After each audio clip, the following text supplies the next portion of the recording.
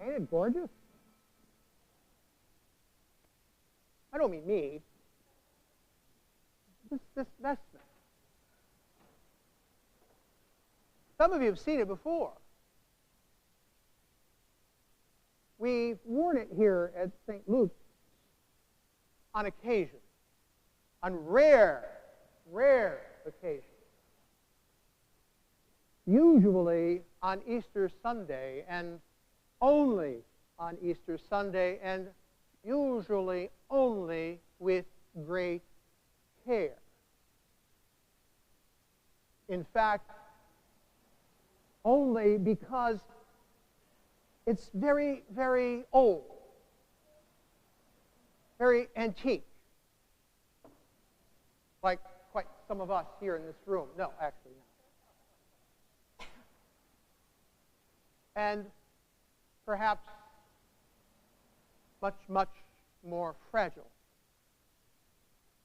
In fact, so fragile that we considered laying it up permanently, putting it in the archive, never to be used again, because it was getting to the point where whenever it would be taken out of its storage, it would get damaged a little bit more. Another group of threads would break, another hole would be discovered, and then, just about when we were making that decision, someone with an eye for such thing decided that there could be life. And life was given. A project began. A renewal began. Someone sitting there with an eye and some God-given skill and practice over the years was able to see below the damage and to see the beauty underneath it. And then carefully, skillfully, to restore it. Some things needed to be replaced. Other things needed simply to be reinforced. But carefully, tenderly, here it is. Made new. Given new life. Now we can use it again. Here, this vestment, old, part of the story of this community, a story long in the history of St. Luke's, but longer still with the story that it actually tells. For the symbolism that is embroidered into this vestment, you probably cannot see it carefully from the distance because of the intricacy of the embroidery. But on the back of this vestment, you will see at the cross a bird.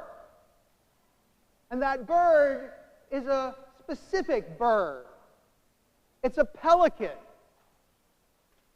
And that pelican has been for centuries in Christian lore and Christian legend a symbol of Christ. A symbol of Christ, because it is said that the pelican would sacrifice itself to feed its young, would pierce its own heart, to take its blood, to feed its young, if its young were threatened and starved. This is the story of Jesus. This is the story we celebrate on this day. that Jesus would take his own blood, his own life, and sacrifice it so that we would live, so that we would be able to breathe the breath of God. And so the pelican becomes for us in the Christian church the sign and the symbol of the self-sacrificing love of God, a God who is willing to give up his own life so that we might live. And it becomes the model for us of how we ourselves are called into the very life of God. And if we would want to follow the path of Jesus, that we ourselves would begin to follow that same pattern. That we would develop a way of living where we would take our own selves and sacrifice ourselves for the sake of one another. This was Jesus' admonition to his friends, to his first disciples at that Last Supper, at that meal that he shared with his disciples, that same meal that we will share in a few moments. This is my command to you. Love one another as I have loved you. This just hour before he gave himself for them on the cross.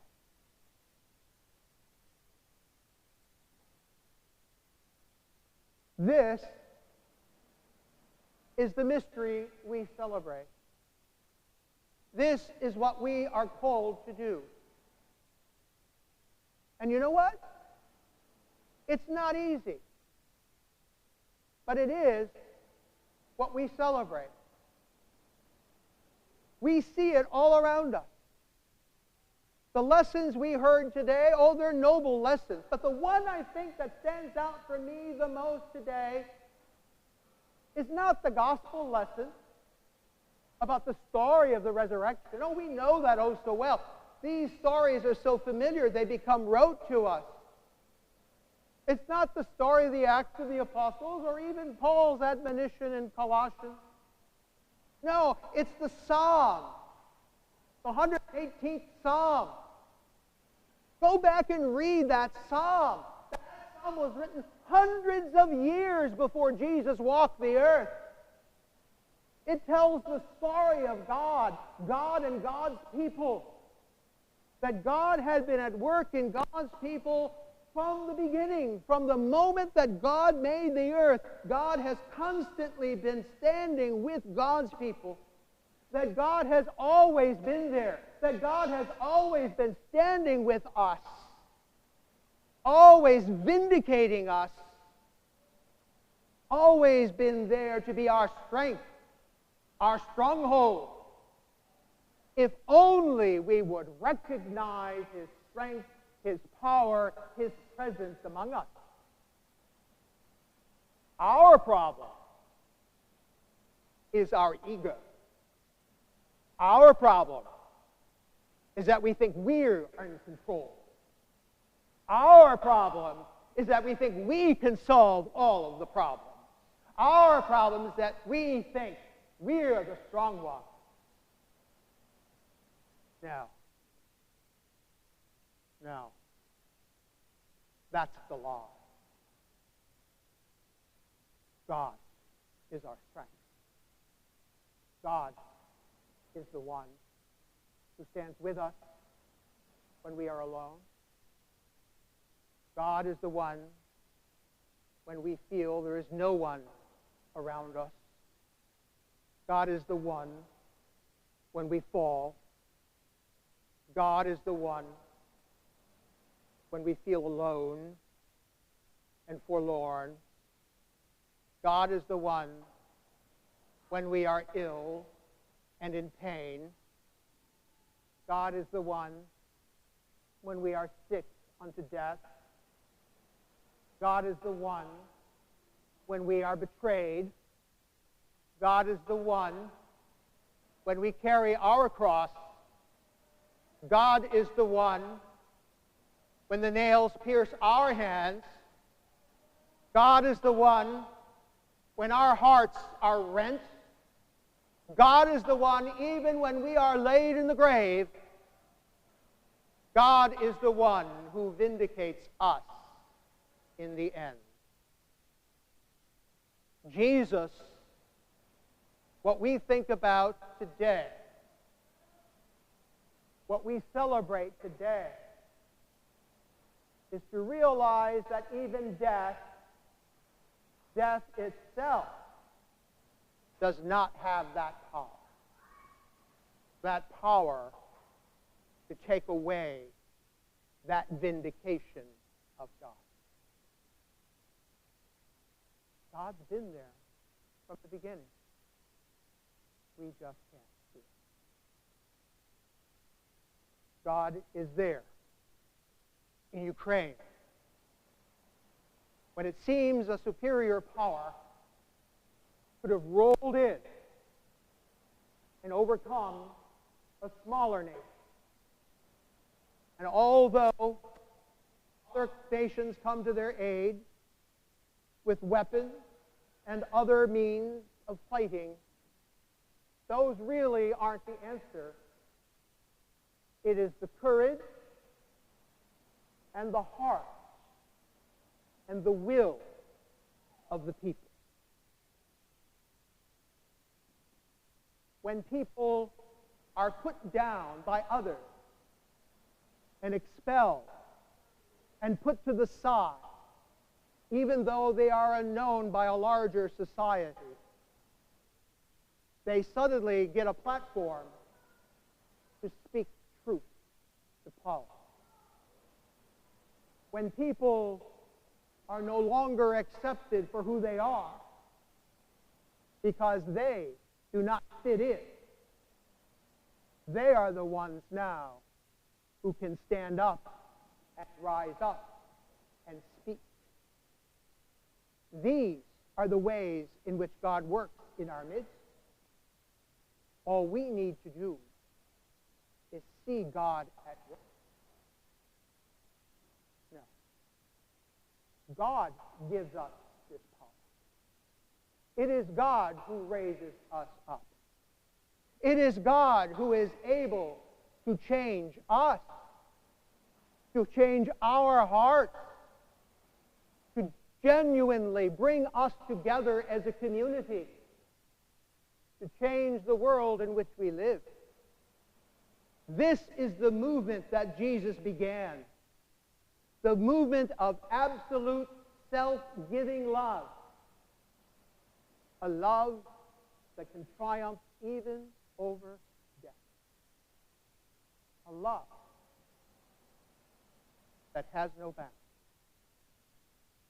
This is what the psalmist knew, even before Jesus could teach. Mary, in the garden, looked for Jesus. Jesus stood there, risen from the grave.